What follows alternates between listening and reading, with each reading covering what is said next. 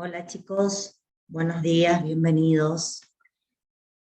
Vamos a ir iniciando el teórico de hoy, el último teórico de la semana para ustedes,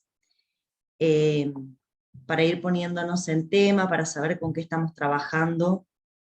Recuerden que estamos con metabolismo de lípidos. Dentro del metabolismo de lípidos, hoy nos toca trabajar con el tema de lipólisis. Así que les pido un segundo, voy a abrir el PowerPoint, así podemos comenzar con la clase de hoy. Un segundo. Bien. Bueno, vamos a empezar. Yo voy a compartir pantalla con ustedes para que puedan seguirme un poquito con lo que estamos hablando. Un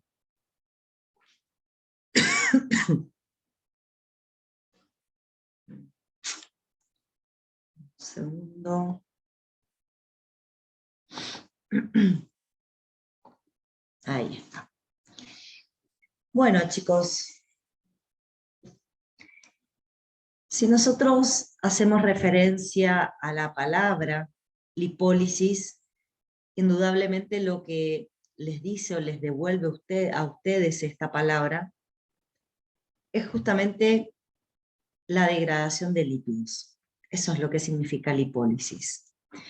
Cuando yo digo degradación de lípidos, puedo estar haciendo referencia a cualquier lípido, porque si nos ponemos a pensar con respecto a los lípidos que tenemos disponibles en nuestro organismo, normalmente tenemos disponible colesterol, triglicéridos, fosfolípidos, esfingolípidos, ¿sí?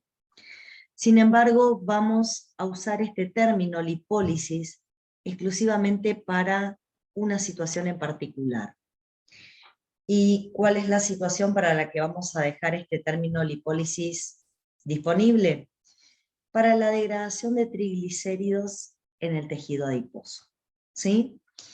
Para eso en particular vamos a usar el término de lipólisis.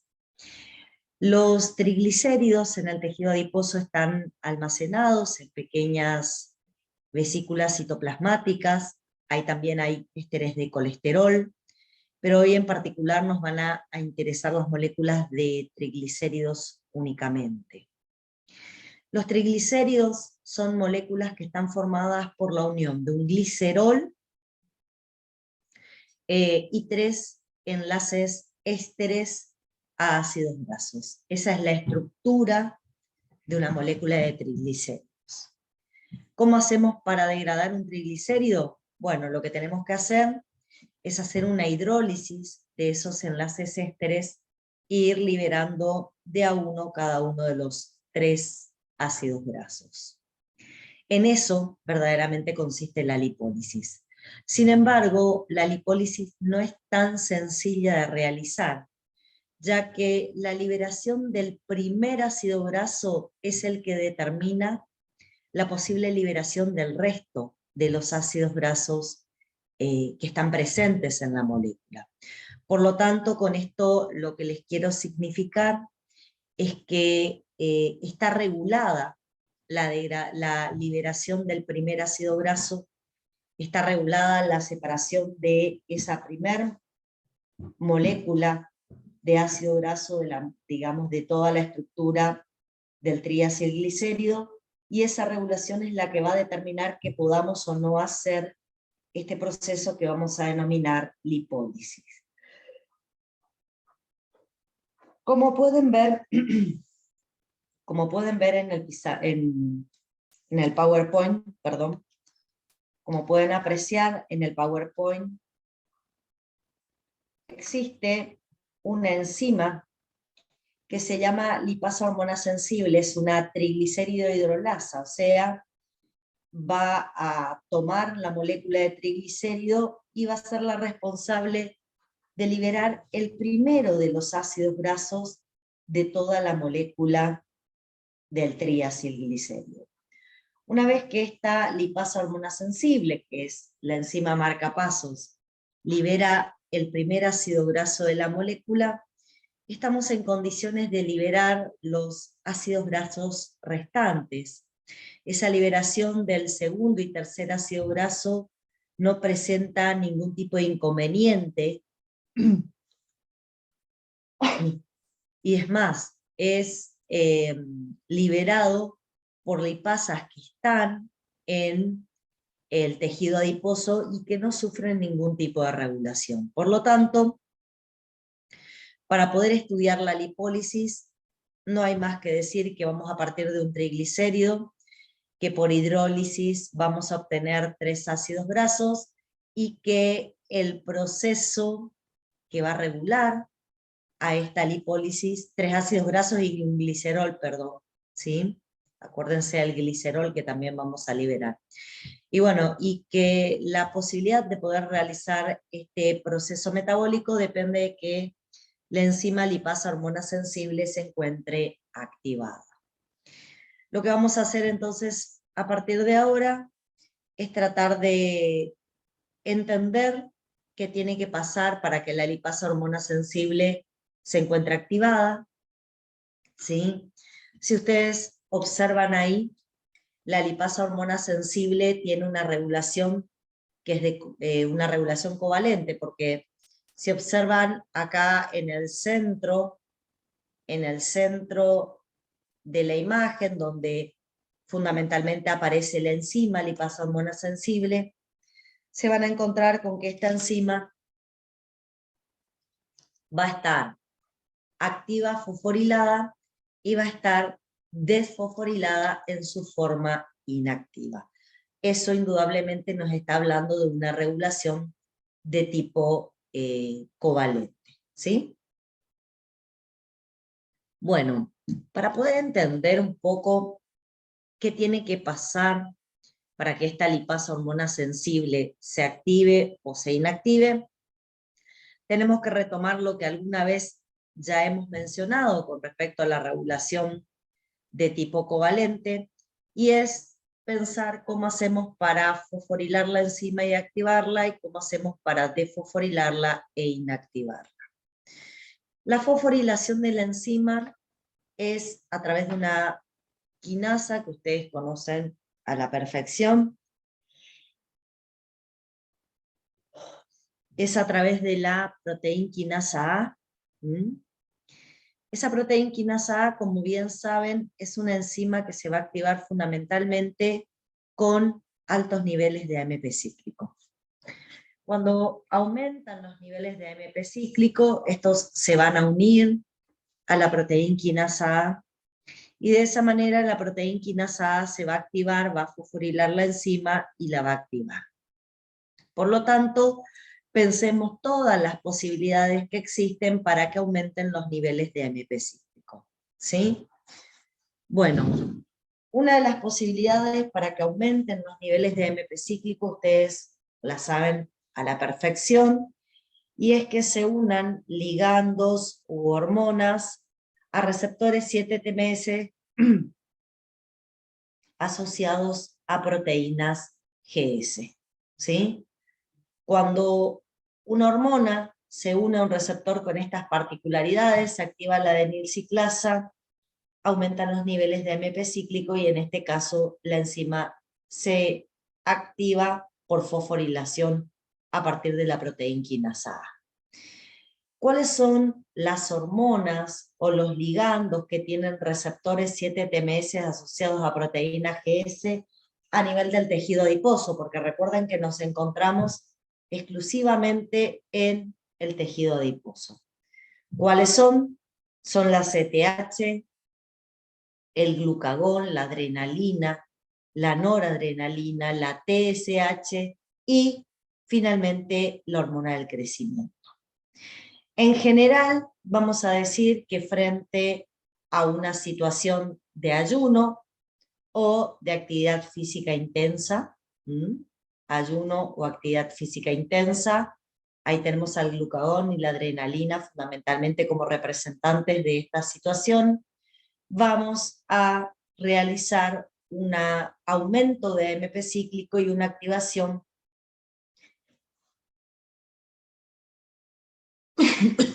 perdón, y una activación de la proteína quinasa A, que es la que justamente queremos que se active para fosforilar y activar la enzima. También podemos decir que hay situaciones como las sustancias que pueden inhibir de manera directa a la fosfodiesterasa. Ahí tenemos las metilxantinas, las hormonas tiroides T3, T4, que al inhibir a la fosfodiesterasa lo que van a provocar es fundamentalmente que la fosfodiesterasa no pueda degradar el AMP cíclico, y eso genera un aumento en los niveles de AMP cíclico y por lo tanto una activación de la proteína quinasa A. Bueno, no solo vamos a tener esta activación por regulación covalente, no solamente va a estar esta activación por regulación covalente, sino que también hay una inducción genética por glucocorticoides de esta enzima. Esa inducción genética por glucocorticoides de alguna manera está potenciando el hecho que yo estoy diciendo que vamos a hacer esta vía metabólica más que nada cuando estamos en ayuno, ya que sobre todo el ayuno prolongado es un estrés para nosotros, y los glucocorticoides aparecen en esa situación. Bien, ¿cómo vamos a hacer para inactivar la enzima? Hay dos maneras. Indudablemente activando fosfatasas, como aparece acá a la derecha de la imagen, inactivando fosfatasas, activando fosfatasas, quise decir. Activando fosfatasas vamos a desfosforilar a la enzima marcapasos, y de esa manera la enzima se va a inactivar. Y la otra posibilidad tiene que ver con disminuir los niveles de AMP cíclico, y al disminuir los niveles de AMP cíclico, la proteína quinasa A no se activa, y eso determina que la enzima también quede desfosforilada. Bueno, ¿bajo qué situaciones vamos a disminuir los niveles de AMP cíclico?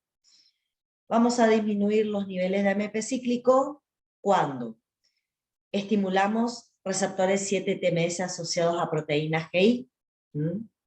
Al estimular receptores 7-TMS asociados a proteínas GI, vamos a indudablemente disminuir los niveles de AMP cíclico. Los ligandos para estos receptores en el tejido hepático son la prostaglandina E1, el ácido nicotínico y la adenosina, y también estimulando la fosfodiesterasa, que eso también lo podemos hacer con la insulina. Va la fosfodiesterasa a romper, va a transformar el AMP cíclico en AMP lineal, y de esa manera también vamos a tener menores niveles de AMP cíclicos. La proteína quinasa A va a estar inactiva, y eso va a hacer que la lipasa hormona sensible continúe desfosforilada, y desfosforilada se encuentra inactiva. ¿Está? Todas estas cuestiones se tienen que conjugar, y de esa manera vamos a ir logrando que la regulación se dé, de modo que, como les dije, cuando estamos en ayuno y yo en actividad física intensa, la lipasa hormona sensible va a estar fosforilada y va a estar activa, y cuando nos encontramos en posingesta, la lipasa hormona sensible se va a encontrar desfosforilada y se va a encontrar inactiva. Entonces, si miramos este esquema, nos vamos a encontrar con que hay acá algunas cuestiones que está bueno que la entendamos. Nosotros acabamos de decir que cuando activamos la proteína quinasa A por el aumento del AMP cíclico, la lipasa hormona sensible se fosforila y se activa. Sin embargo, lo que les quiero contar que normalmente esto no es suficiente para que realicemos lipólisis, perdón, ya que hay una cuestión que la tenemos que analizar, y es que normalmente esas vesículas que contienen almacenados los triglicéridos y los ésteres de colesterol, son vesículas que están de alguna manera protegidas o recubiertas por unas proteínas que se llaman perilipinas. Estas perilipinas tienen la particularidad de alguna manera, impedir que cualquier enzima se acerque a esos lípidos y los degrade en el momento que no sea el momento adecuado para su degradación. Por lo tanto, cuando yo activo la lipasa hormona sensible a través de la proteína quinasa A, también a través de la proteína quinasa A fosforilo a las perilipinas, y la fosforilación de las perilipinas genera un cambio conformacional en las perilipinas, un cambio conformacional que hace que se generen una especie de espacios para que las enzimas se puedan acercar a los lípidos que están almacenados, generan como unos canales, entonces a través de esos canales las enzimas que estaban en el citoplasma del hepatocito ahora pueden ingresar al interior de estas vesículas y pueden tomar los triacilglicéridos y pueden comenzar con su degradación. ¿Sí? Es importante que esto lo tengan presente porque justamente se trata un poquito de todo esto, el proceso de degradación de triacilglicéridos.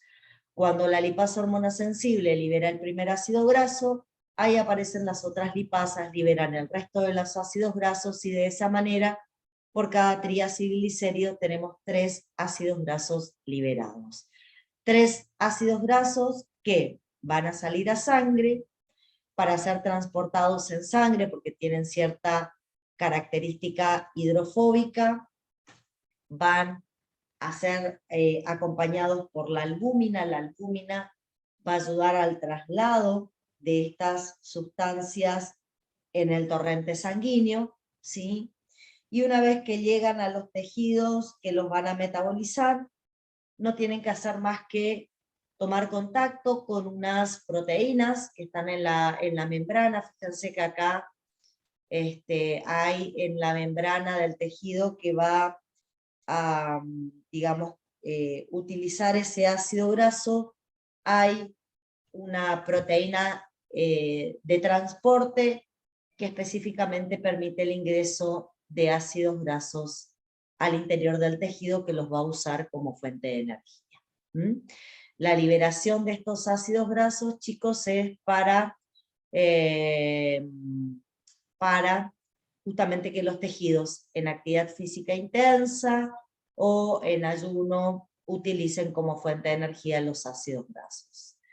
Acá en el chat me están pidiendo que explique de vuelta el tema de las perilipinas. Bueno, acá lo pueden ver en la imagen. Las perilipinas impiden el acceso de enzimas a las gotas de lípidos, están como formando una pared así, con esta estructura. Cuando están desfosforiladas, las perilipinas envuelven a las vesículas que contienen los lípidos, y cuando nosotros de alguna manera a través de la activación de la proteína quinasa A, cuando activamos proteína quinasa A, esta fosforila a las perilipinas al fosforilarse sufren un cambio conformacional y dejan espacios o dejan canales para que estas enzimas puedan tomar contacto con los triglicéridos que están dentro de las vesículas, y de esa manera pueda comenzar su degradación. Eso es lo que hacen las perilipinas, ¿sí? Bueno, no sé si tienen alguna otra pregunta para hacer. Si no, fíjense, hemos liberado los ácidos grasos están llegando a diferentes tejidos, así que ahora deberíamos comenzar con el catabolismo de los ácidos grasos, ¿sí? Bueno, ¿en qué consiste o dónde ocurre? ¿Cuáles son las características de la beta-oxidación de ácidos grasos? Que es así como nosotros vamos a denominar a este proceso catabólico que involucra a los ácidos grasos. Bueno, este proceso catabólico va a incluir al hígado, al músculo esquelético, al corazón, al riñón, al tejido adiposo. En todos estos tejidos nosotros vamos a poder realizar este proceso de beta-oxidación. Hay dos tejidos que no pueden hacer beta-oxidación de ácidos grasos, que son el cerebro y el glóbulo rojo. Y la particularidad en el cerebro y el glóbulo rojo de por qué no pueden hacer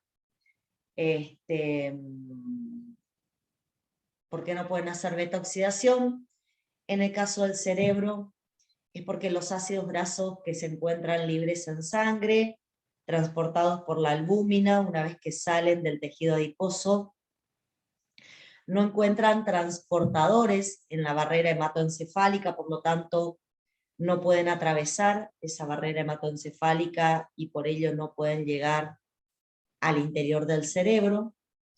Y en el caso del glóbulo rojo, el inconveniente de por qué no se puede hacer beta-oxidación tiene que ver con el hecho de que este proceso que vamos a estudiar hoy es un proceso fundamentalmente mitocondrial, y como el glóbulo rojo carece de mitocondrias, es incapaz, es incapaz porque no tiene las enzimas para realizar la beta-oxidación. ¿Está? Bueno, explicado esto, nos hemos ubicado, los hacen algunos tejidos, los hacen en ayuno, en actividad física intensa, lo realizan dentro de la mitocondria, ¿está? Bueno, hecho toda esta caracterización, tengo que mencionarles que para poder llegar al proceso de beta-oxidación, en verdad tenemos que realizar dos pasos previos que son fundamentales, sin los cuales es imposible realizar la beta-oxidación.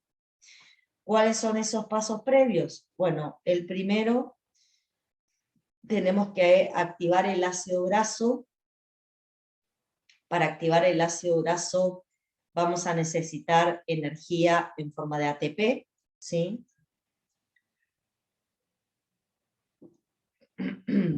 Bueno, ya vamos a ver por qué proceso metabólico se lleva adelante la activación.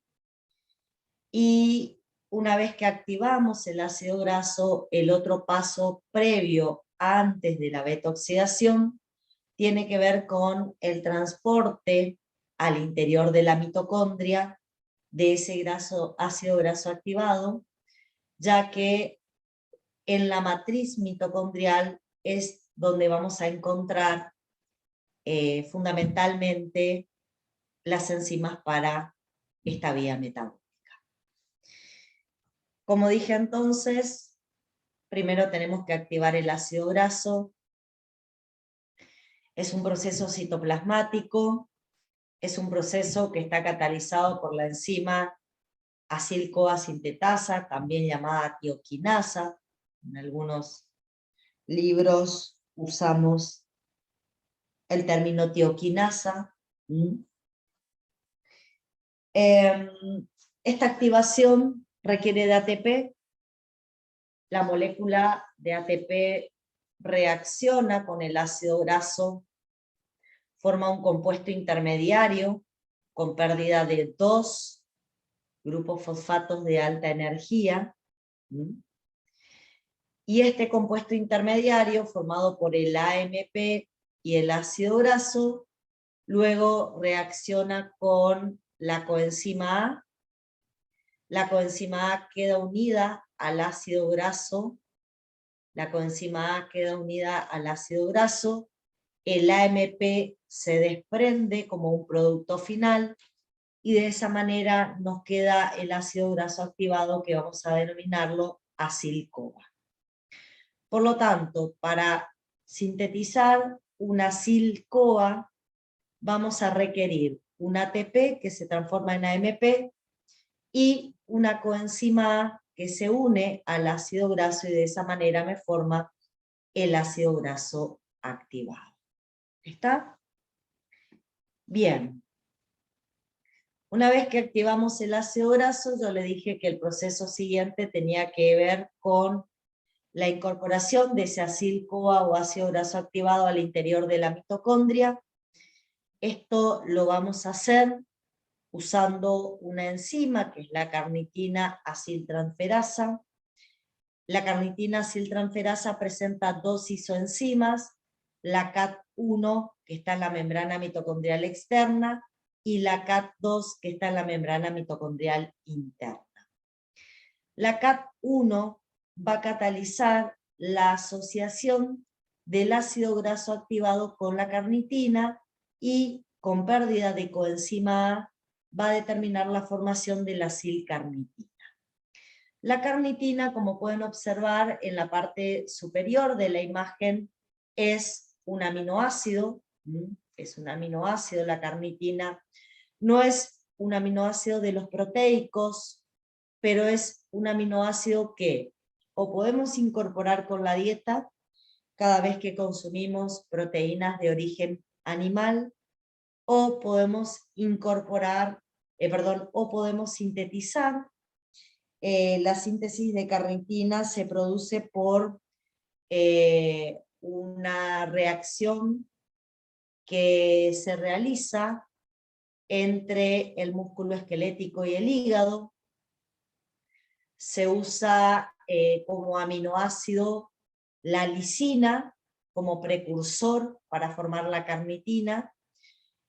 Además necesitamos vitamina C para poder formar la carnitina, pero normalmente no hay demasiado inconveniente, y en este proceso donde interviene el músculo esquelético e interviene el hígado, realizamos sin ningún inconveniente la formación de la carnitina. Una vez que la carnitina se sintetiza, se distribuyen las mitocondrias de todos los tejidos que hacen beta oxidación, y allí se combina a través de la CAT1 con el ácido graso activado para formar acilcarnitina. La acilcarnitina encuentra una proteína traslocadora en la membrana mitocondrial interna. Acá la pueden ver a la proteína traslocadora. Un segundito. Me responde el cursor. Acá pueden ver a la proteína traslocadora.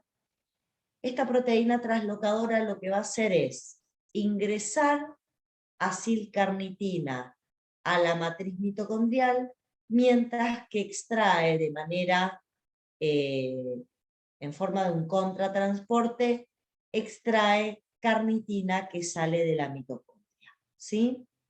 Este contratransporte es a favor de gradiente, es un contratransporte que no tiene gasto de energía, y de esa manera la acilcarnitina llega al interior de la matriz mitocondrial. Una vez que la acilcarnitina está en el interior de la matriz mitocondrial, vamos a poner en juego, el funcionamiento de otra enzima, que es la CAT2, ¿sí? Esta CAT2 se caracteriza por producir, digamos, la reacción inversa de la CAT1, o sea, va a tomar la acilcarnitina, va a tomar coenzima A y me va a devolver la carnitina libre y el acil-CoA libre ahora dentro de la matriz mitocondrial. Una vez que logro tener el acil-CoA libre dentro de la matriz mitocondrial, ese acil-CoA se va a utilizar para el proceso de beta oxidación. ¿Sí? Bueno, una vez que, como dije, ingresa el acil-CoA, aquí se va a encontrar con todas las enzimas necesarias para realizar el proceso de beta-oxidación. Recién ahora, después de haber activado el ácido graso y después de haber transportado el ácido graso activado hasta el interior de la mitocondria, recién ahora estamos en condiciones de llevar adelante este proceso que vamos a denominar beta-oxidación de ácidos grasos. Bueno.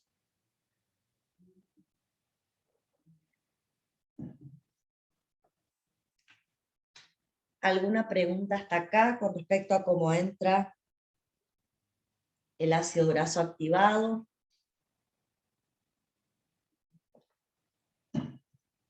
¿Algo que quieran saber? ¿No? ¿Vamos bien? Bueno, fantástico. Bien, cuando hacemos beta-oxidación, chicos, lo que vamos a hacer es procesar a través de 4 enzimas que van a conformar 4 etapas cíclicas, y digo cíclicas porque las podemos utilizar en más de una oportunidad, es más, las vamos a usar en más de una oportunidad, y al utilizar esas 4 enzimas que van a representar esas 4 etapas, lo que vamos a conseguir es la separación de una molécula de 2 carbonos del ácido graso. El ácido graso por estas 4 reacciones químicas va a perder 2 carbonos. Esos 2 carbonos que pierde el ácido graso son una molécula de acetil-CoA que va a ir ingresando al ciclo de Krebs, y de esa manera la beta-oxidación me va a aportar energía, ¿sí?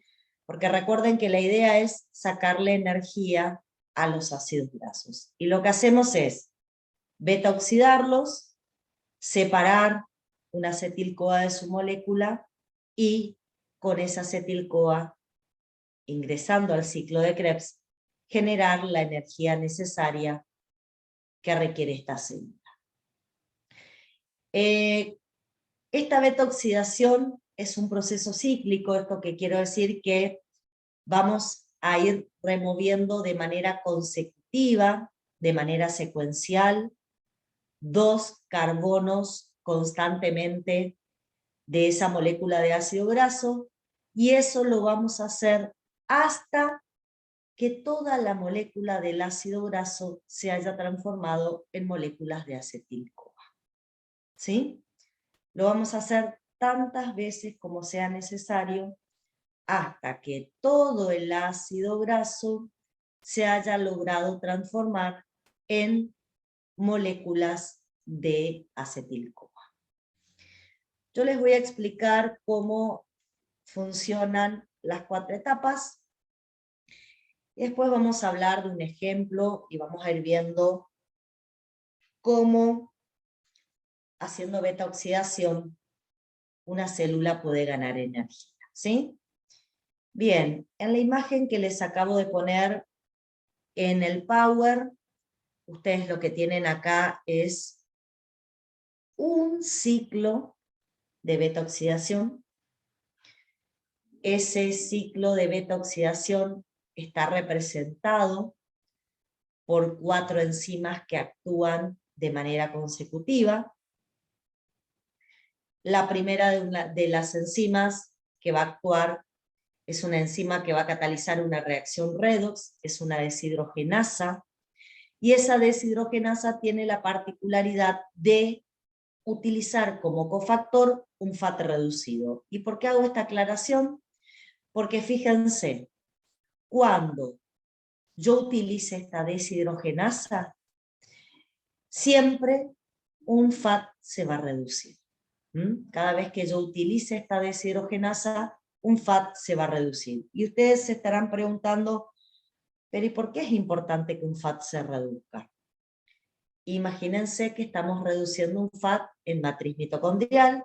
Yo les pregunto a ustedes, ¿qué podemos hacer con un FAT que se reduce en matriz mitocondrial? ¿Qué es lo que podemos hacer?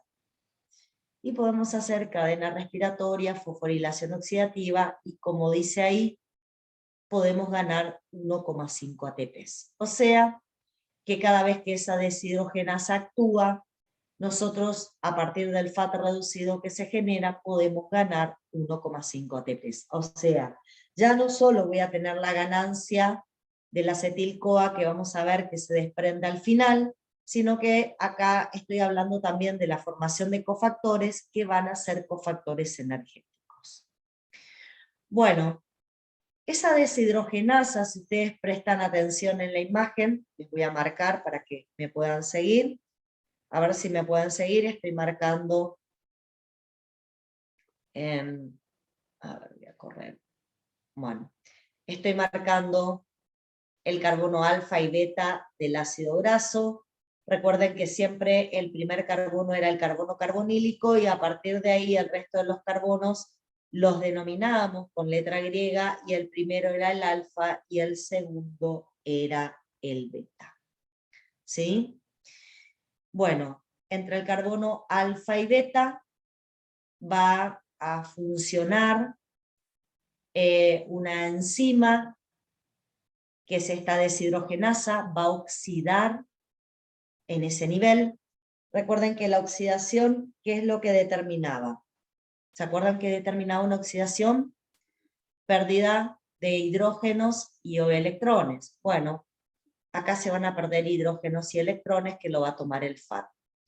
¿Y qué es lo que voy a observar? Que entre el carbono alfa y beta, a partir de la pérdida de hidrógenos y electrones, se va a formar un doble enlace. Una vez que tengo el doble enlace formado, aparece una enzima hidratasa que va a incorporar una molécula de agua. La molécula de agua se incorpora en forma de una función oxidrilo a nivel del carbono beta y un hidrógeno en el carbono alfa. ¿Sí? Recuerden que una molécula de agua tiene un oxidrilo y un protón. El oxidrilo se incorpora como una función alcohol al carbono beta y el protón se incorpora como un hidrógeno al carbono alfa. Y es lo que ustedes pueden observar que aparece acá. ¿Sí? Acá lo pueden ver. Bueno, una vez que pasamos esa hidratasa, el cuarto paso lo realiza una nueva deshidrogenasa, una nueva enzima que va a catalizar reacciones redox, y a través de esta nueva deshidrogenasa lo que vamos a hacer es volver a perder hidrógenos, pero fundamentalmente la oxidación la vamos a hacer exclusivamente sobre el carbono beta. Vamos a oxidar exclusivamente al carbono beta. Fíjense, el carbono beta tenía una función alcohol, ahora pasa a tener una función cetona por esta nueva oxidación. Oxidación que reduce un NAD, oxidación que reduce un NAD, y por lo tanto tengo un nuevo cofactor reducido que otra vez lo puedo incorporar a la cadena respiratoria y a la fosforilación oxidativa. Finalmente va a actuar una cetotiolasa que va a incorporar una coenzima A.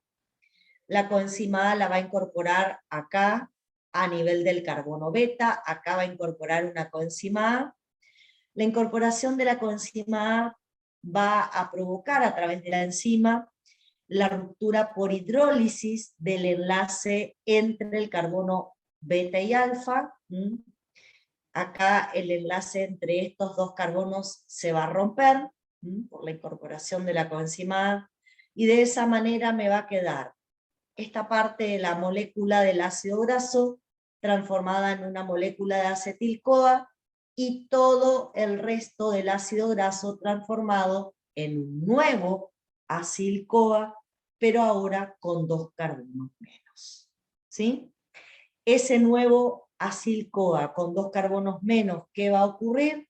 Va a volver a realizar todo el proceso que yo acabo de describir, y al final se va a generar un nuevo FAT reducido, un nuevo NAT reducido y un nuevo acetil-CoA más un ácido graso con 2 carbonos menos nuevamente.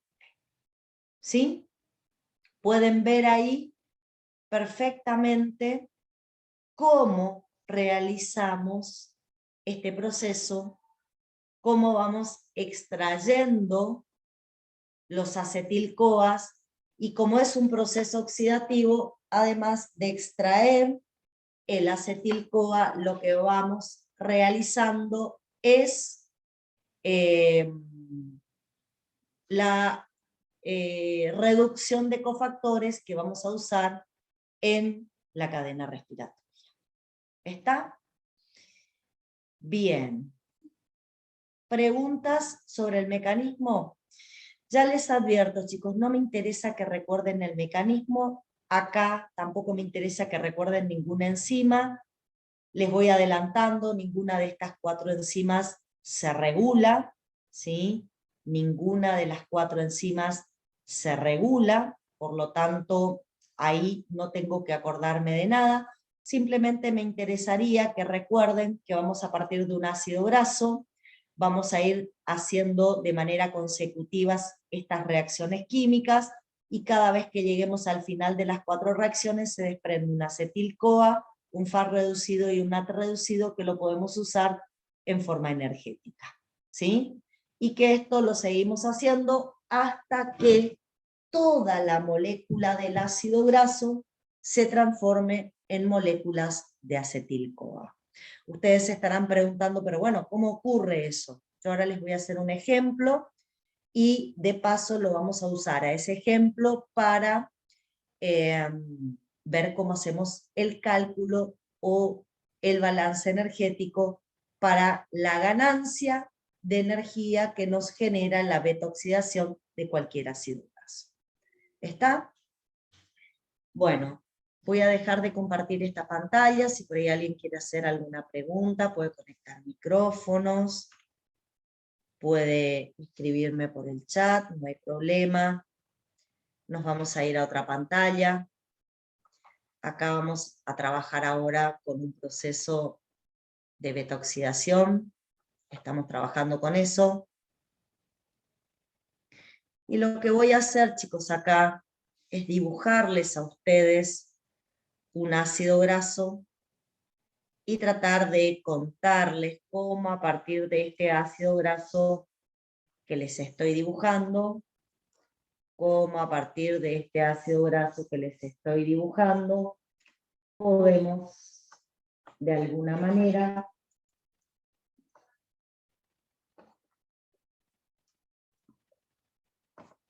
realizar la beta-oxidación.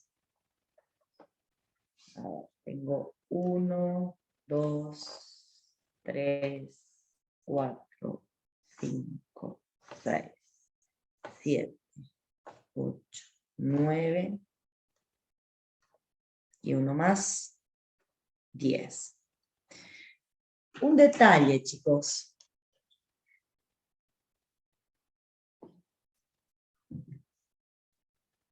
Un detalle que no es menor y que es importante. Nosotros normalmente vamos a beta-oxidar ácidos grasos de cadena par. Es lo que hacemos con mayor frecuencia. Ácidos grasos saturados, porque saturados, fíjense que tienen solamente enlaces covalentes simples y de cadena par. Dentro de un ratito les voy a mostrar que beta-oxidar ácidos grasos insaturados o beta-oxidar ácidos grasos de cadena impar energéticamente no va a ser favorable para la célula, y que es por eso, que normalmente la beta-oxidación la hacemos utilizando ácidos grasos de cadena par. ¿Está? Bien. Dicho esto,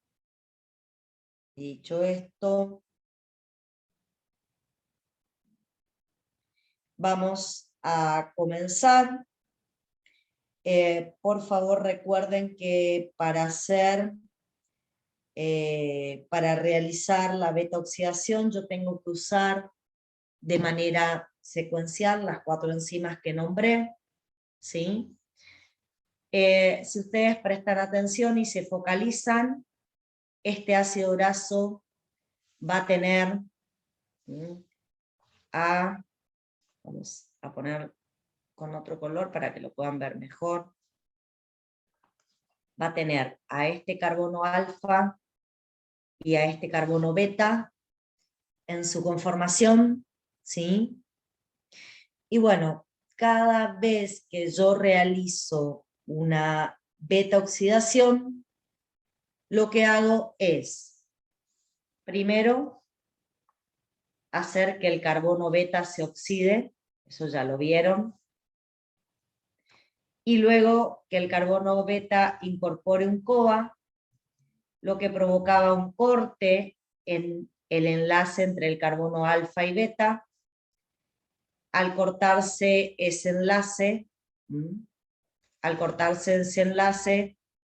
se nos desprendía un acetil-CoA, pero como usé las 4 enzimas para llegar a este punto, además de un acetil-CoA siempre se genera un FAT reducido y un NAT reducido.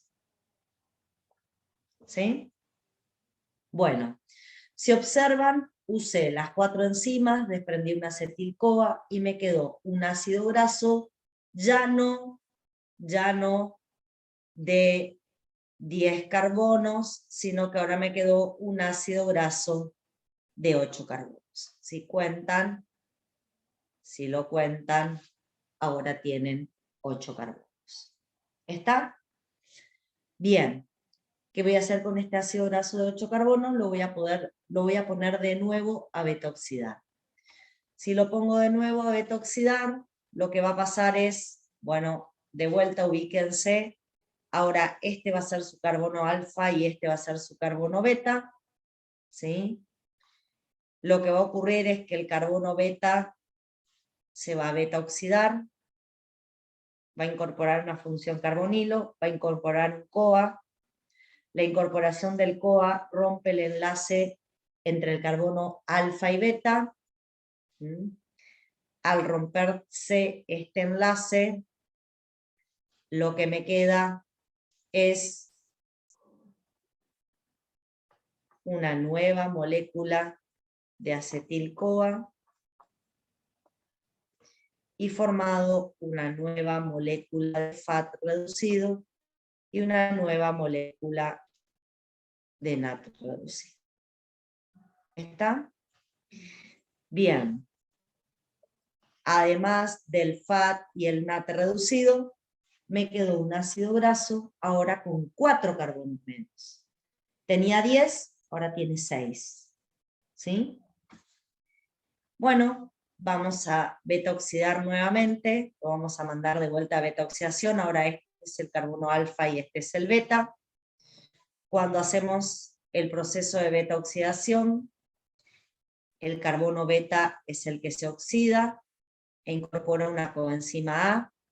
Eso provoca la ruptura del enlace entre el carbono alfa y beta, y al romperse el enlace entre el carbono alfa y beta,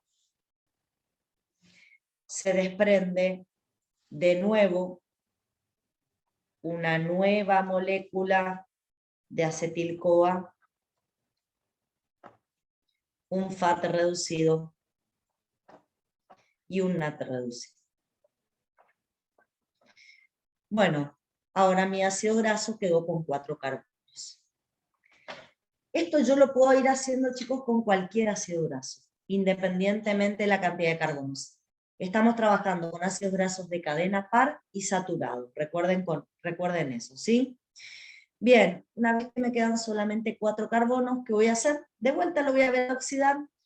Sin embargo, acá quiero que presten atención, ¿sí? Porque hay una particularidad que va a ocurrir cuando me quedan solamente 4 carbonos en un ácido graso. ¿Y cuál es esa particularidad que quiero que reconozcan? Bueno, nosotros vamos a beta oxidar, a ver, para que se ubiquen otra vez. Ahora, este es el carbono alfa y ese es el carbono beta. Mi nuevo carbono beta es el que está acá abajo. Este carbono beta es el que ahora se va a beta oxidar. Va a incorporar una coenzima A. Y vamos a romper el enlace entre alfa y beta. Al romper el enlace entre alfa y beta, quiero que aprecien esto que les voy a contar ahora. Por favor, presten atención. Fíjense. Ahora hay 2 acetil-CoAs que se nos desprenden. Cuando el ácido graso queda con 4 carbonos solamente, al utilizar las 4 enzimas, son 2 los productos finales y son 2 acetil-CoAs. Además de un FAT reducido y un NAT reducido. Ahora bien, tenemos que hacer y ver la ganancia de energía. ¿Qué ganancia de energía nos genera este proceso de beta oxidación? ¿Sí? ¿Qué ganancia de energía nos genera la beta oxidación? Para eso, ¿qué tenemos que saber? Tenemos que saber el número de acetil-CoAs que yo voy a desprender para saber cuántos acetil-CoAs van a entrar al ciclo de Krebs. Además, tengo que saber el número de FAT reducidos y el número de NAT reducidos, porque de eso va a depender lo que yo envíe a la cadena respiratoria y haga fosforilación oxidativa, o sea, de eso también depende mi ganancia de energía. Para saber la cantidad de acetil-CoAs, FAT reducidos y NAT reducidos, se puede hacer lo que yo hice, ir realizando el proceso e ir viendo cuántos acetil-CoAs, NAT reducidos y FAT reducidos se generan. Sin embargo, chicos, a veces no hace falta hacer eso. ¿Por qué? Porque existe una ecuación matemática que nos permite calcular la cantidad de acetil-CoA, y la ecuación matemática me dice que la cantidad de acetil-CoA que se desprende es igual a el número de carbonos del ácido graso,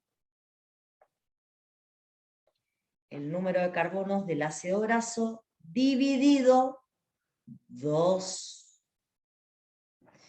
y que la cantidad de FAT y NAT que se desprenden es igual al número de carbonos del ácido graso dividido 2 y esto restado a 1. ¿Sí? Bueno.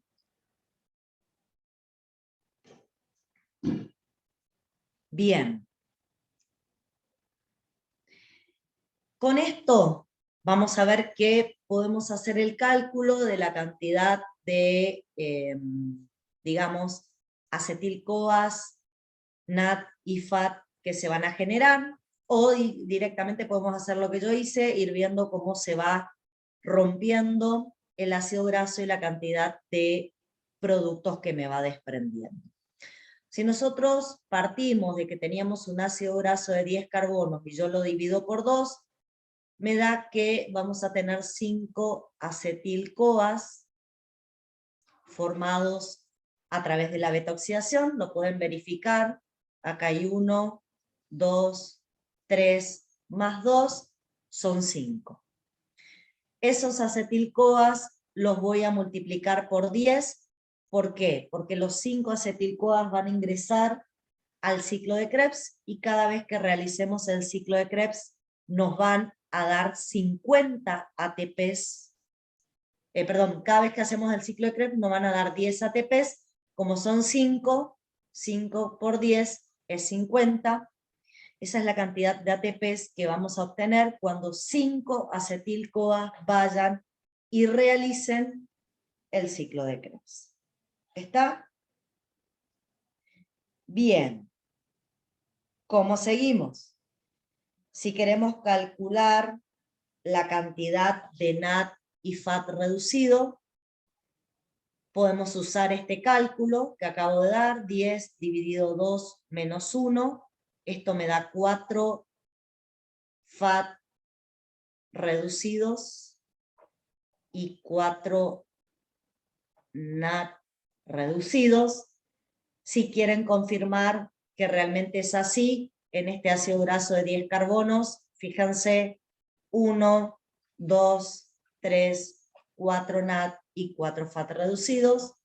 Recuerden que los FAT los multiplico por 1,5 porque es la cantidad de ATP que me da un FAT cada vez que ingresa a la cadena respiratoria y después hacemos fosforilación oxidativa, y cada NAD lo voy a multiplicar por 2,5 porque es la cantidad de ATPs que me da cada vez que un NAD reducido ingresa a cadena respiratoria y después hacemos fosforilación oxidativa. Una vez que tenemos todo esto calculado, 50 más 6 más 10 nos da 66. A ver, lo voy a poner un poquito más acá. Nos da,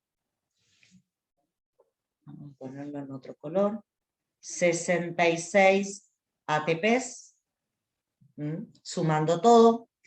Sin embargo, les quiero contar algo, no sé si se dieron cuenta ustedes, que para poder llegar a este proceso yo tuve que haber activado el ácido graso en el citoplasma, y esa activación del ácido graso hizo que yo pierda, 2 ATPs. ¿Por qué 2 ATPs? Porque era un ATP que se transformaba en AMP, perdiendo 2 uniones de alta energía. Cada vez que un ATP pierde 2 uniones de alta energía, voy a decir que pierdo 2 moléculas de ATP. ¿Sí? Así que acá voy a restar 2 ATPs. Esto es, resto lo que gastamos para activar al ácido graso. ¿Sí? Resto lo que gastamos para activar al ácido graso y nos queda la ganancia final, que es de 64 ATPs. Fíjense, yo hice el ejemplo, chicos, con un ácido graso chiquitito de 10 ATP, de 10 carbonos, perdón. Imagínense si beta oxidamos los ácidos grasos que normalmente usamos, que son de 14, 16, 18, 20 carbonos. Imagínense la ganancia que nos va a generar este proceso de beta oxidación. Y sobre todo, les digo esto porque está bueno que lo comparemos con otros procesos que ya conocemos, que son, por ejemplo, la oxidación completa en condiciones aeróbicas de la glucosa, que solamente nos permite ganar de 30 a 32 ATPs. Acá estoy ganando casi el doble con la beta oxidación de un ácido graso chiquitito que es de 10 carbonos, que es de 10 carbonos en total. Bueno, acá voy a responder algo que me están preguntando a través del chat. Me dicen, ya que la beta oxidación nos da mucho más ATPs que la glucosa, ¿por qué el organismo prefiere consumir primero la glucosa? A ver, chicos, nosotros estudiamos lo siguiente. Consumimos nutrientes para sacar energía. Si yo pienso qué nutrientes consumo, ¿qué consumimos con la dieta, chicos? Consumimos hidratos de carbono, fundamentalmente glucosa, consumimos lípidos y consumimos proteínas. Ahora, ¿por qué usamos primero glucosa y no los lípidos? Usamos primero glucosa, ¿por qué? Porque es lo que hay en más cantidad en nuestra dieta. Y los lípidos los guardo. Los guardo para cuando mis tejidos estén en ayuno. Entonces, cuando mis tejidos se ponen en ayuno, recién ahí libero esto que es mucho más energético, porque cuando yo estoy en ayuno no dispongo del exterior de ninguna fuente de calorías y tengo que arreglármelas con lo que tengo almacenado. Ustedes me van a decir, y bueno, pero ¿por qué no nos arreglamos con el glucógeno almacenado? Porque el tejido muscular no comparte su glucógeno, el único que comparte su glucógeno es el hígado. Y la glucosa nos da menos ATPs. Además hay dos tejidos que requieren exclusivamente la glucosa.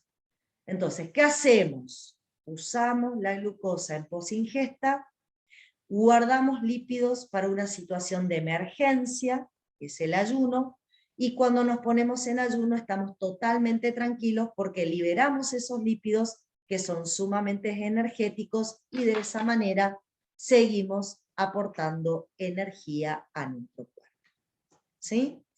Fíjense que es una cuestión simplemente de organizar recursos. Nuestro cuerpo organiza recursos para que nunca nos falte nada. Y ustedes me van a decir, ¿y qué pasa si no tengo mucho tejido adiposo porque soy delgado, no tengo mucho depósito lipídico? No se preocupen, que dado el momento hasta puedo degradar proteínas y liberar aminoácidos como fuente de energía, que lo vamos a ver dentro de una semana y media. ¿Sí? Así que organizamos recursos. No sé si con eso te respondo tu duda, Dos Santos, si más o menos te aclaro. ¿Mm? Bueno, perfecto, dale. Bien. ¿Vieron cómo ganamos energía? ¿Vieron el balance? ¿Vieron cómo vamos haciendo de manera paulatina la beta oxidación hasta que toda la molécula se transforme en acetil-CoA? ¿Vieron que yo les dije que hacíamos eso? Bueno, les quiero contar algo. Yo les dije, preferimos beta oxidar ácidos grasos de cadena par y no de cadena impar. ¿Por qué? Porque si beta oxidamos ácidos grasos de cadena impar, acá mismo se los voy a mostrar directamente en esta imagen, a ver si me prestan atención un cachito todos. Vean acá donde me voy, miren dónde me estoy yendo. ¿Qué estoy haciendo? Estoy agregando un carbono más al final del ácido graso. Estoy agregando un carbono más. ¿Para qué? Para que este ácido graso, en vez de tener 10, tenga 11 carbonos. 11 carbonos es un número impar, ¿no es cierto? Espero que les dé la neurona para decir que sí, por lo menos. Bueno, si yo tengo 11 carbonos en vez de 10, quiero que miren al final qué es lo que me pasa. Y voy a borrar algo. Yo había puesto 2 acetil-CoAs. Ahora voy a poner solamente un acetil-CoA y esto es un propionil-CoA. Cuando yo beta oxido un ácido graso de cadena impar, en el último corte, en la última vuelta, en vez de liberar 2 acetil-CoAs, libero un acetil-CoA y un propionil-CoA. Y esto cambia mi balance energético. Veamos la ganancia de energía con 11 carbonos. Esta es la ganancia con 10 carbonos, ¿sí? Veamos qué pasa ahora que tengo 11. A ver si me acompañan. Ahora, no voy a hacer la fórmula para no ocupar demasiado lugar, pero tengo 4 acetil-CoAs. Ustedes van a decir, ¿por qué 4, profe? Cuenten. Vamos a poner otro color. 1, 2, 3, 4. Desapareció el quinto, porque el que era acetil-CoA ahora es propionil-CoA, porque la cadena es impar. Me queda 4 por 10, acá me queda 40 ATPs. Después tengo los NATIFAT, no se modifican, 4 FAT reducidos por, bueno, voy a hacer ahí como hice lo mismo, 4 FAT reducidos, eso es igual a 4 por 1,5, nos da 6 ATPs, 4 NAT reducidos, esto es 4 por 2,5. ¿Alguien no sabe por qué multiplico por 1,5 por 2,5? Que hable ahora o calle para siempre. Y un propionil-CoA. Les cuento que el propionil-CoA también ingresa al ciclo de Krebs, solamente que entra a nivel de succinil-CoA en la mitad del ciclo, y solamente me da 5 ATPs, así que acá es 1 por 5. ¿Por qué solo me da 5 ATPs el propionil-CoA? Porque ingresa en la mitad del ciclo de Krebs. ¿Está? Así que 1 por 5 son 5 ATPs, sumemos todos, 56, 57, 58, 59, 60, 61, menos 2. ¿Por qué menos 2? De vuelta, ¿por qué menos 2? Por la activación, y me queda 59 ATPs. ¿Ven? Como yo les dije, beta-oxidar ácidos grasos de cadena impar no le conviene a la célula porque es energéticamente desfavorable. ¿Mm? ¿Se entiende hasta ahí? ¿Alguna pregunta? Profe, Sí. el propionil-CoA sí o sí, entonces ingresa, o sea, sí o sí se hace la ganancia de energía con 11 carbonos en la Claro, a bioxidación. ver, cuando vos tenés de cadena impar, se te forma propionil-CoA.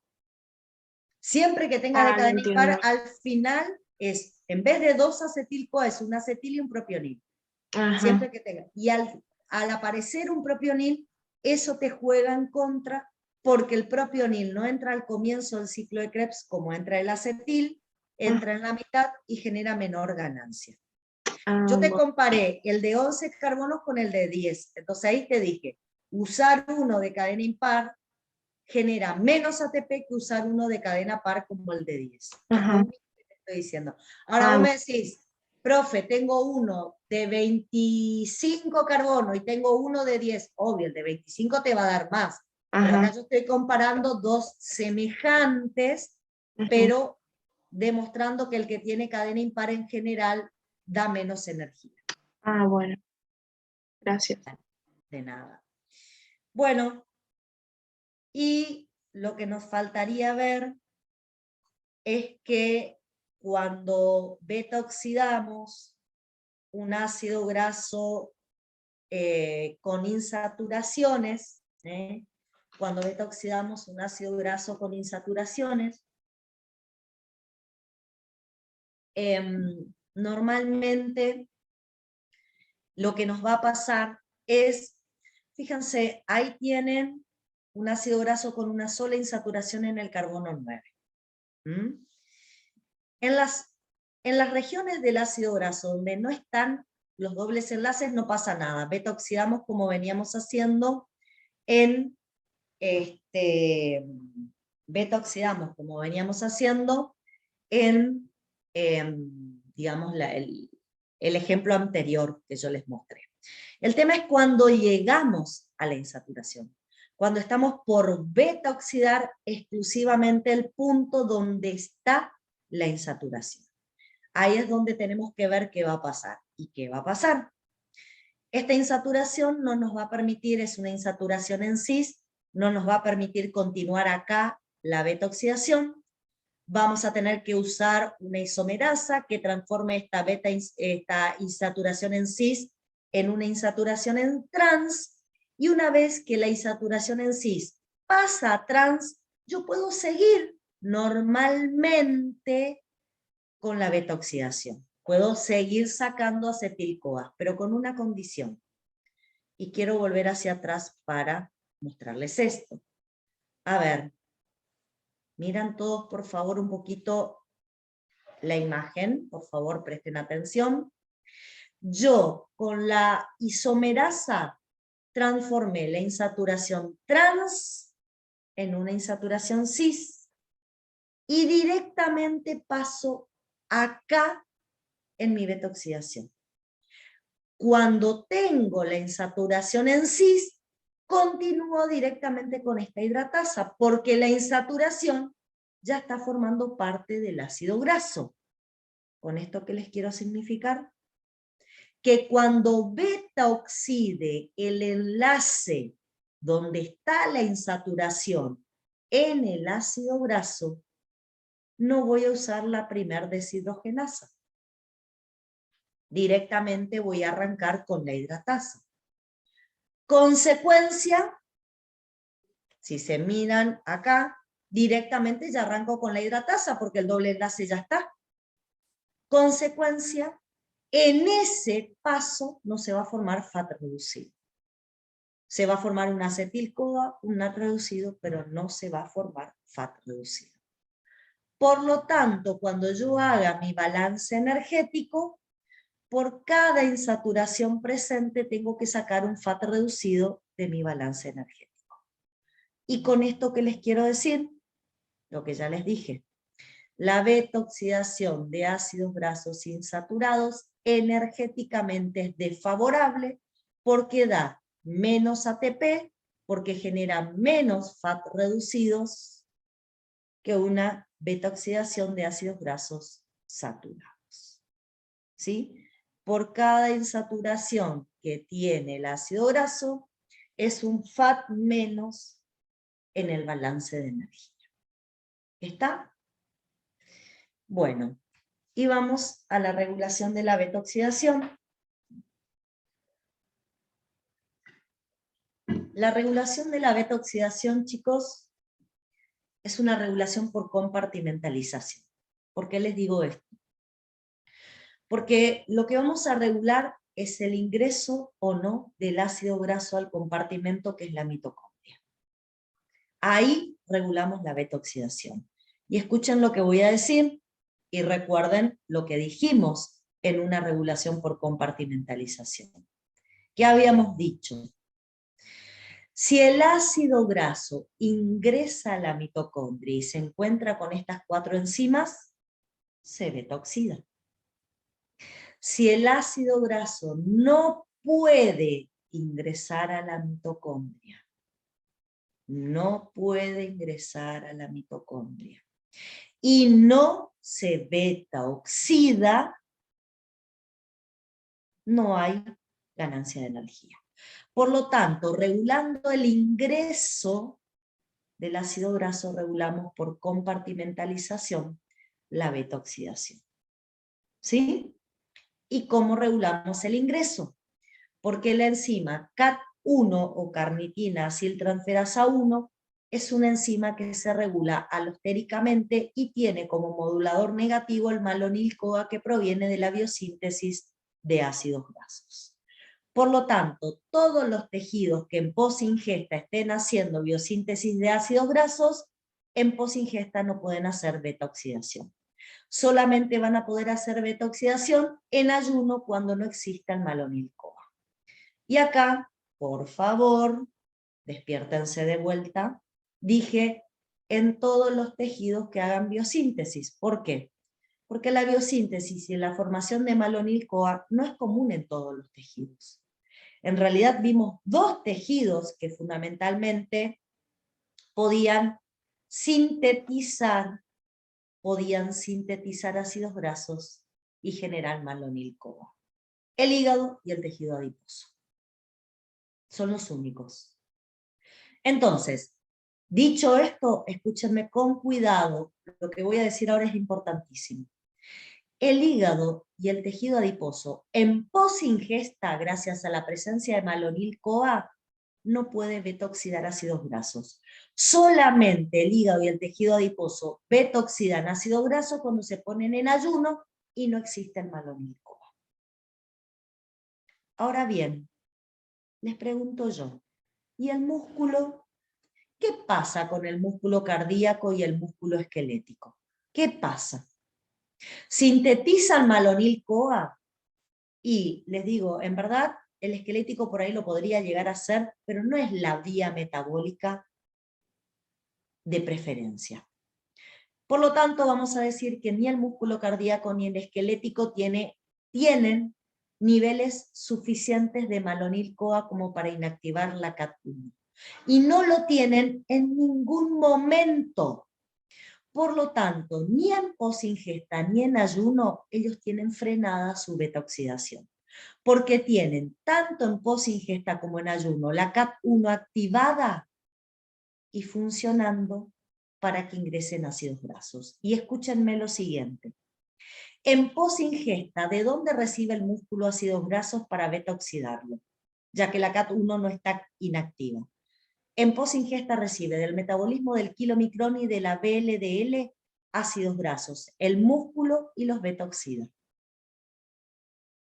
En ayuno, ¿de dónde reciben ácidos grasos? Del tejido adiposo que libera ácidos grasos hacia la sangre. El músculo en todo momento recibe ácidos grasos y en todo momento lo beta-oxida. ¿Sí? ¿Por qué? Porque no genera malonil-CoA que frene el ingreso de ácidos grasos a la mitocondria. ¿Sí? Por lo tanto, en el músculo no va a estar regulado, va a estar regulado en el tejido adiposo, en el hígado. ¿Está? ¿Alguna pregunta sobre lo que acabo de decir? ¿Ninguna? Bien. ¿Vamos bien? ¿Seguro? Hasta acá va la beta-oxidación. Vamos a dejar estos minutos que nos quedan de clase para hablar de los cuerpos cetónicos. ¿Sí? Los cuerpos cetónicos, a partir de hoy, van a ser unos nuevos integrantes en nuestro metabolismo.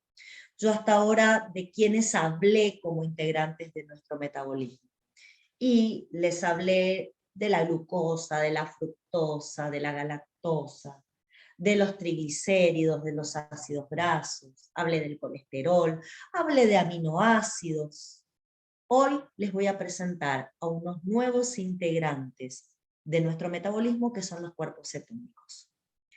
¿Estos cuerpos cetónicos aparecen siempre? No, como el resto de nuestras sustancias metabólicas no siempre van a estar presentes, y vamos a tratar de entender cuándo aparecen los cuerpos cetónicos en nuestro organismo. ¿Sí? Primero y principal se los presento. ¿Quiénes son los cuerpos cetónicos? Son estas tres sustancias, chicos. Son la acetona, que es una molécula pequeñita que normalmente cuando se sintetiza inmediatamente se pierde por la respiración porque es volátil. Es el acetoacetato, este es un alfa-cetoácido, y el beta-hidroxibutirato, que es, perdón, el acetoacetato es un beta-cetoácido, disculpen, es un beta-cetoácido el acetoacetato, y el beta-hidroxibutirato es un beta-hidroxiácido. Tanto el acetoacetato como el beta-hidroxibutirato son sustancias solubles, chicos. Cuando se sintetizan, después los podemos vehiculizar en fluidos biológicos. Dicho esto, los puedo encontrar en sangre con mayor frecuencia, aunque también pueden aparecer en orina, cuando los estamos liberando al exterior. Y cuando los liberamos, cuando no los usamos, ¿sí? Cuando no se utilizan, se pueden perder al exterior. Bueno, como siempre dije, chicos, yo nunca les voy a pedir una vía metabólica. Acá está la vía metabólica por la cual sintetizamos cuerpos cetónicos. ¿Qué quiero que vean? El título. Síntesis hepática de cuerpos cetónicos, cetogénesis en mitocondria. Eso es importante. ¿Cómo se llama el proceso por el cual sintetizamos cuerpos cetónicos? Cetogénesis. ¿Dónde ocurre? Exclusivamente en el hígado. No existe otro tejido que pueda sintetizar cuerpos cetónicos que no sea el hígado. ¿Está? Bien. ¿Dónde ocurre? Adentro de la mitocondria. ¿Qué usamos del interior de la mitocondria para sintetizar cuerpos cetónicos? Usamos acetil-CoA proveniente de la beta-oxidación de ácidos grasos o acetil-CoA proveniente del catabolismo de aminoácidos. Eso voy a usar. Acetil-CoA proveniente de la beta-oxidación de ácidos grasos o proveniente del metabolismo de aminoácidos. Simplemente quiero que sepan que vamos a combinar dos moléculas de acetil-CoA y vamos a formar acetoacetato, y acá puede terminar mi cetogénesis, perdón. Puedo partir de dos acetil-CoAs y terminar en acetoacetato, o a veces el acetoacetato se puede descarboxilar espontáneamente y formarme acetona, o se puede reducir y formarme beta-hidroxibutirato. Entonces, sustrato, 2-acetil-CoA, producto, acetoacetato o beta-hidroxibutirato o acetona. ¿Dónde ocurre? Exclusivamente en el hígado, adentro de la mitocondria. ¿Y de dónde vienen los acetil-CoAs? De la beta-oxidación de ácidos grasos o del catabolismo de aminoácidos. La pregunta es, ¿por qué la cetogénesis ocurre en el hígado? Y acá está la respuesta. El hígado en ayuno emplea ácidos grasos como fuente de energía. Fantástico, bien, eso ya lo sabemos. A partir de esa beta-oxidación, en ayuno va a haber mucho NAT reducido y ATP, derivadas de esa beta-oxidación, que van a, y miren acá, inhibir el ciclo de Krebs. Aumento de ATP, aumento de NAT reducido, moduladores alostéricos negativos del ciclo de Krebs. En ese caso, el ciclo de Krebs se va a desplazar en su equilibrio de oxalacetato hacia malato. El oxalacetato mitocondrial se va a transformar en malato y el malato va a salir de la mitocondria al citoplasma para hacer gluconeogénesis. En esa situación, sale oxalacetato en forma de malato. Todo el resto del acetil-CoA que se forme a través de la beta-oxidación va a encontrar al ciclo de Krebs inhibido y no va a encontrar al oxalacetato para combinarse con él. Por lo tanto, se transforma en cuerpos cetónicos. ¿Sí? Dicho esto, los invito a pensar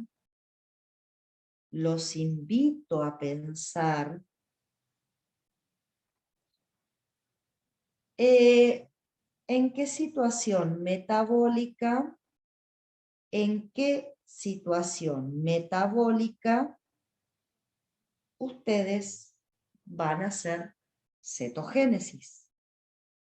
A ver si alguno se anima a decirme algo.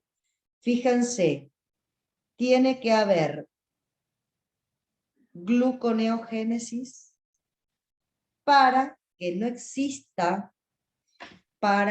exista oxalacetato disponible. Profe, ¿sí? Puede ser cuando el hígado está en ayuno y no tiene oxalacetato. Exactamente. O sea, tenemos que pensar en un ayuno, y yo les diría, no en un ayuno reciente, sino más bien en un ayuno de varias horas, para que ya estemos haciendo gluconeogénesis, y al estar haciendo gluconeogénesis, lo que no se va a permitir es que el acetil-CoA encuentre al oxalacetato disponible para hacer el ciclo de Krebs. En esas circunstancias, vamos a llevar adelante la gluconeogénesis. Entonces vamos a hablar, a ver si les queda claro, más que nada vamos a hablar de un ayuno más bien prolongado, ¿sí? 6, 7 horas de ayuno, recién ahí empieza la cetogénesis. ¿Está claro? Sí. ¿Sí? Bueno, ¿qué hacemos con los cuerpos cetónicos que se forman? ¿Qué hace nuestro cuerpo con los cuerpos cetónicos que se forman? Vamos a hacer cetólisis, pero acá de vuelta quiero que sepan algo. La cetólisis no la puede hacer el hígado es incapaz de usar sus propios cuerpos cetónicos. ¿Quiénes van a usar los cuerpos cetónicos?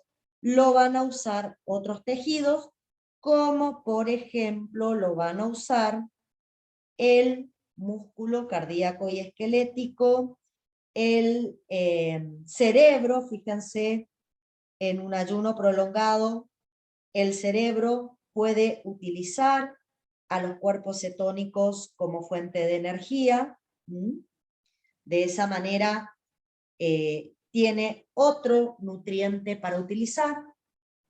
Nunca el hígado va a hacer cetólisis. El proceso por el cual usamos los cuerpos cetónicos es la cetólisis. También es mitocondrial, y simplemente quiero que vean esto. Por cetólisis, ¿qué generamos como producto final? Que habíamos usado para formar los cuerpos cetónicos, 2-acetil-CoA. Así que cuando hacemos cetólisis, el producto son 2-acetil-CoA, que el músculo cardíaco, el músculo esquelético y el cerebro lo va a usar para hacer ciclo de Krebs. Y así van a ganar energía con estos cuerpos cetónicos que envió el hígado. ¿Y por qué el hígado envió cuerpos cetónicos? Porque él no podía usar el acetil-CoA. Y me van a preguntar ustedes, ¿y va a seguir haciendo beta oxidación? ¿De dónde va a sacar energía si no puede usar el acetil-CoA? De los cofactores reducidos de la beta oxidación. De ahí saca su energía el hígado. Del NAT reducido y del FAT reducido que manda cadena respiratoria. El acetil-CoA lo transforma en cuerpos cetónicos y se lo envía a otros tejidos para que ellos descompongan esos cuerpos cetónicos y usen el acetil-CoA guardado adentro, y además fabrica glucosa para el cerebro y el lóbulo rojo. Fíjense lo importante que es nuestro hígado. Quiéranlo a su hígado, no lo dañen, porque miren lo importante que es para nuestro organismo. ¿Está? Un detalle más, y quiero que lo vean. Ustedes van a leer que el beta-hidroxibutirato quizás es mucho más energético que el acetoacetato. ¿Por qué? Porque cuando el beta-hidroxibutirato hace cetólisis, además de 2-acetil-CoAs, genera un NAT reducido intramitocondrial que también genera energía en la cadena respiratoria. Sin embargo, si empiezan en el acetoacetato, solamente tienen 2-acetil-CoAs. Es menos energético.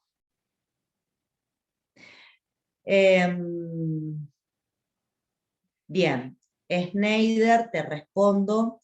Yo dije que el hígado en ayuno saca su energía haciendo beta oxidación, pero usando solamente los cofactores reducidos de la beta oxidación, ¿sí? El NAT y el FAT reducidos que salen de la beta oxidación.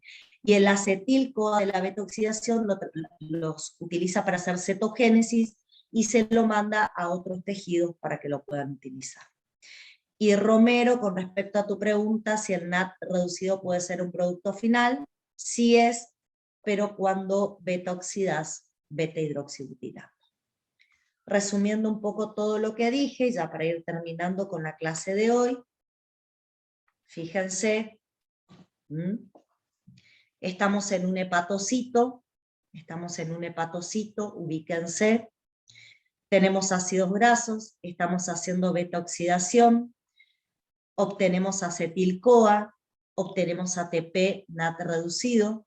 Esto eleva mucho el ATP dentro de la mitocondria hepática, me frena el ciclo de Krebs, se sigue produciendo acetil-CoA, el exceso de acetil-CoA que se sigue produciendo se transforma en cuerpos cetónicos. A la vez, cuando freno el ciclo de Krebs, el oxalacetato se transforma en malato y esto sale al citoplasma para hacer gluconeogénesis. Por lo tanto, en ayuno más de 6-8 horas, el hígado forma glucosa por gluconeo y forma cuerpos cetónicos con el exceso de acetil-CoA proveniente de la beta-oxidación. La glucosa va a sangre, los cuerpos cetónicos salen a sangre, la acetona, que es volátil, se pierde por respiración, y el acetoacetato y el beta-hidroxibutirato van a hacer cetólisis. El acetoacetato a través de la cetólisis me va a dar 2-acetil-CoA, y el beta-hidroxibutirato a través de la cetólisis me va a dar 2-acetil-CoA más un NAT reducido. Si los tejidos se saturan de cuerpos cetónicos y no hacen cetólisis, los cuerpos cetónicos se pueden perder por la orina. ¿Sí? Los cuerpos cetónicos que no sean tomados por los tejidos se pueden perder por la orina porque son hidrosolubles. ¿Está? Miren cómo actúa el hígado en ayuno prolongado. ¿Se entiende esta combinación de los procesos beta-oxidación con cetogénesis? ¿Sí? Pero esto no se olviden que solo pasa la cetogénesis en el hígado. ¿Está? Los otros tejidos tienen disponible su ciclo de Krebs, y si hablo de músculo con más razón aún, porque nunca se le va a acumular ATP, porque está todo el tiempo usando ATP, nunca va a haber una acumulación de ATP. ¿Está? Bueno, chicos, ¿alguien quiere hacerme alguna pregunta? ¿Algo que no se entienda? ¿Está todo fantástico? Bien. Yo les voy a subir material de lectura, les voy a subir esta clase, les voy a subir el PowerPoint si lo quieren para mirar, no tengo inconveniente. Y hasta acá es el parcialito de la semana que viene. Yo ahora ya voy a publicar los horarios para todos los grupos, los horarios de sus clases. La semana que viene va a haber un solo teórico, yo les voy a contar cómo va a estar organizado, porque en el medio de la semana yo tengo que tomar un examen final con la gente de la carrera de nutrición, así que ahí voy a estar un poco en un horario ocupada, así que reorganicé alguna comisión.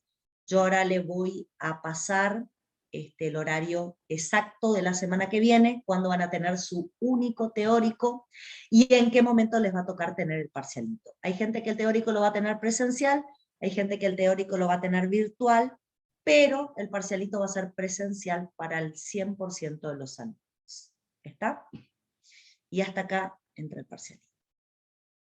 Bueno, no sé si alguien me quiere hacer alguna pregunta.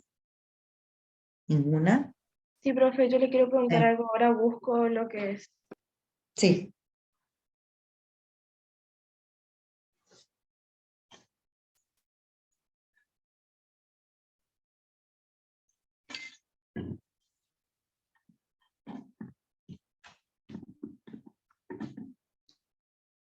De la enzima glucógeno fosforilasa, Ajá. en el músculo hay regulación alostérica. La más importante es la covalente, pero además tiene regulación alostérica fundamentalmente en el músculo. Sí, Y sí. cuando es alostérica, el modulador negativo es el AMP. Exacto. Ah, bueno, esa era mi duda. Dale. Gracias. Dale, fantástico. Dale, Fiorella. Bueno, ¿alguna otra pregunta, chicos? Van a tener un fin de semana divertido, va a ser mucho frío, así que estar encerrado estudiando bioquímica es el mejor programa que pueden tener. Salir afuera los va a resfriar, se van a morir de frío, así que los invito a que se encierren, a estudiar bioquímica, después van a tener un fin de semana largo el fin de semana que viene, lo van a poder disfrutar, ¿está?